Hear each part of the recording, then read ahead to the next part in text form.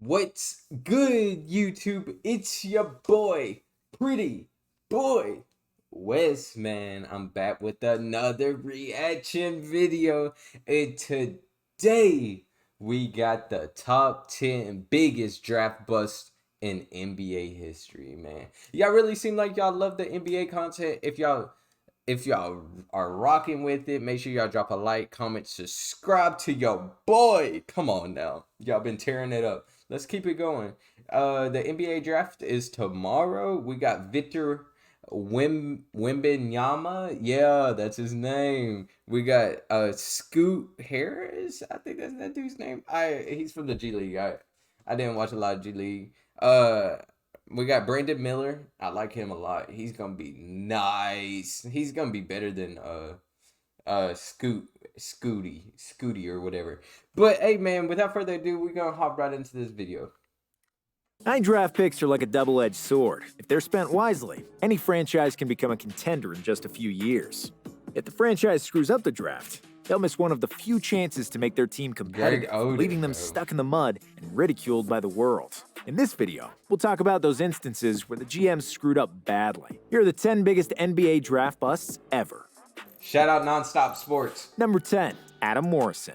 Adam Morrison always looked like a really tall member of a punk band, but when he was at Gonzaga, that long hair and thin mustache was averaging 28 points per game and was a finalist for the NCAA Player of the Year. Morrison was the third draftee to shake David Stern's hand in the 2006 draft, and Charlotte hoped he'd be their franchise player for the next decade. But he wasn't. Morrison shot just 37% from the field as a rookie, and it was obvious he'll never come close to his college numbers. It was straight downhill from there, as Adam blew out his knee in Season 2. When he returned, he was a shell of the player that once led the NCAA in scoring. He won 2 titles with the Lakers in 09 and 10, warming the bench, because that's all he was good for at that point, after which he retired at the age of 25. Number 9, Derrick Williams. Oh, he was such a freaking bust. Even when he went to Cleveland for that year and tried to help out LeBron. Gosh, you were Williams trash. was the second pick in the 2011 draft, and he was drafted ahead of Kemba Walker, Klay Thompson, and Kawhi Leonard, among other players who all had better careers. Williams is a prime example of a highly athletic player who shined in college just because he was more physically talented than everybody. Once he got to the NBA, where everyone is athletic, the truth was soon out, and it was ugly. Williams couldn't shoot, he couldn't dribble, and he couldn't defend. Apart from a few highlights, Williams didn't produce much and showed almost no improvements in his game. After bouncing around the NBA, he's now playing overseas, even though he's still in his 20s. Number 8, LaRue Martin. LaRue Martin was another successful college player who simply wasn't good enough for the pros. Drafted first overall in the NBA and third overall in the ABA, Martin was considered the worst number 1 pick for a long time. He was selected by the Portland Trail Blazers in 1972, whose scouts saw Martin in 2 college games, which was enough for them to draft him in front of future Hall of Famers Bob McAdoo and Julius Erving. When he came to the NBA, it was apparent that he could not play, and that he's more suited for minor leagues. Despite being a 6'11 center, LaRue shot just 41.6% from the field for 5 points per game. After 4 years, he was out of the league and retired from basketball after rejecting multiple offers from Europe. Number 7, Hasheem Thabeet. 2009 was one of the last years the NBA GMs still searched for dominant centers that can battle in the post against the behemoths that were Shaquille O'Neal, Tim Duncan, or Dwight Howard. And Hasheem Thabeet, a 7'3" center, had plenty to offer to those GMs, at least on paper. He was extremely athletic and mobile for that size and length, and had half the NBA drooling over his defensive potential. Unfortunately, his basketball skills were far below his athletic gifts, and Thabeet proved to be a player with arguably the lowest basketball IQ to ever play in the NBA. Thabeet later admitted he only started playing ball after his growth spurred, and that his only interest in the game was because he thought he could get drafted and make money. Memphis wasted their second pick on a player that never averaged more than 3.1 points in a season, and Thabeet was out of the league after 5 years. Number 6 and number 5, Sam Bowie and Greg Odin. Before the 1984 draft, Portland Trail Blazers needed a center. They needed someone that could battle with Kareem and the Lakers, and they already had an all-star shooting guard, Jim Paxson, and 2 talented young wings in Clyde Drexler and Kiki Vandeweghe. So, they drafted Sam Bowie in front of 3 future Hall of Famers, Michael Jordan, Charles Barkley, and John Stockton. That's Bowie's crazy. scouting report described him as an athletic rebounder, a masterful blocker on defense, and an extremely versatile weapon on offense, who can move well, shoot from outside, and pass better than most NBA centers at the time. The only issue was his left leg, which he broke during his junior year at college. But Portland's officials It was them Converse, man. I'm telling you. determined it was fully healed and that it would be a non-issue going forward. I can still remember them taking a little mallet, and when they would hit me on my left tibia, I would tell them, I don't feel anything.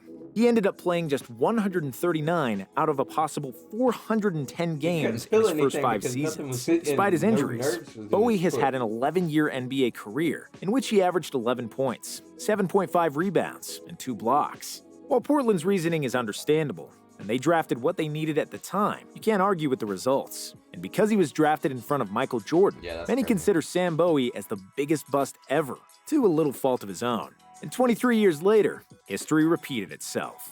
This time, Portland had the first pick, and they decided to spend it on the best center in the NCAA instead of another generational scorer. Greg Odin was supposed to be the next Shaq, and it really looked like he could be the next dominant NBA center at times. Unfortunately, those times were very short. Odin played just 82 games for the Blazers, after which multiple knee injuries have forced him to retire at the age of 22, not counting the short stint with the Heat. I'm not keen on calling Odin a bust, because the man could really play when he was healthy. But the problem is that he was never fully healthy, and that the team who drafted him could have drafted Kevin Durant instead. Number 4. Michaeloluwakandi. Who? Coming from Nigeria and standing at 7 feet, Michaeloluwakandi had a golden ticket to make it to the NBA.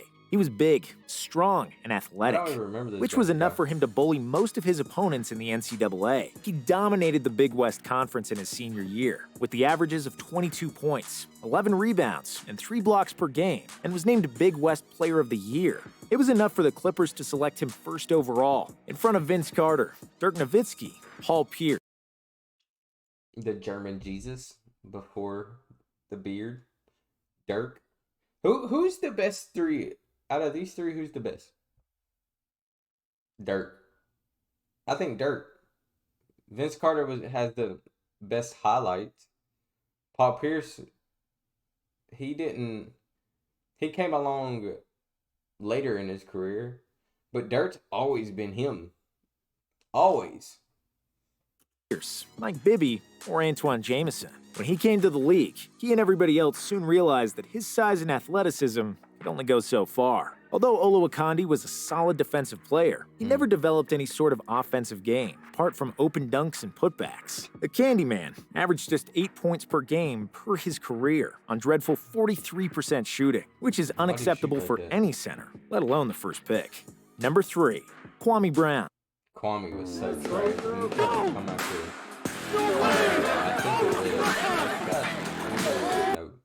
At first, he was the perfect rags to riches story. Trash. Not uncommon in the NBA. Trash. Growing up surrounded by guns and violence, Kwame Brown kept his behind in the gym, and it paid off. Kwame was a fast and athletic 7-footer who was averaging more than 20 points, 13 rebounds, and 6 blocks as a high school senior. He was named the best high school player in the country and the greatest talent of his generation. He became the first high school player selected first overall, rejecting multiple offers from the NCAA, which would have been more suited for his basketball and emotional development. But there's simply no turning down Michael Jordan and millions that come with the first pick. So he became a wizard. And once MJ decided to make another comeback, Kwame also became a teammate of the man who just drafted him, which didn't go so well for him. After an initial friendship between the 19-year-old kid and the man twice his age, who many called the GOAT, MJ started to lose his patience with Brown. He berated him at every chance he could and insulted him like he did Jerry Krause in The Last Dance. Kwame couldn't take it, and he completely lost his confidence and then never regained it. He averaged just 6.6 points, 5.5 rebounds, and half a block per game in his 12-year NBA career, frequently switching teams, with a bust label following him everywhere he went. Number 2. Darko Milicic. No way Kwame Brown was Darko. Darko got a ship compared to Kwame. Darko Milicic is not Darko did go ahead of Carmelo and D-Wade.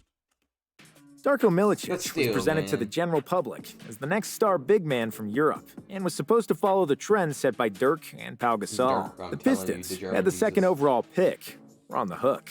They drafted Darko in front of 3 future Hall of Famers, Carmelo Anthony, Dwayne Wade, and Chris Bosh. Yeah. Coach Larry Brown had a championship team in Detroit, and there were not many minutes for Darko, who handled it very immaturely. He never worked hard in practice. He partied almost daily, and when he got an opportunity to play, he pouted and isolated himself from the team. The Pistons traded him in his 3rd year, after just 96 games he played for them. While Braun, Melo, Wade, and Bosh were all averaging over 20, Darko averaged just 1.6 points, and 1.2 rebounds for Detroit. He stuck around until 2013, with career averages of just 6 points and 4 rebounds.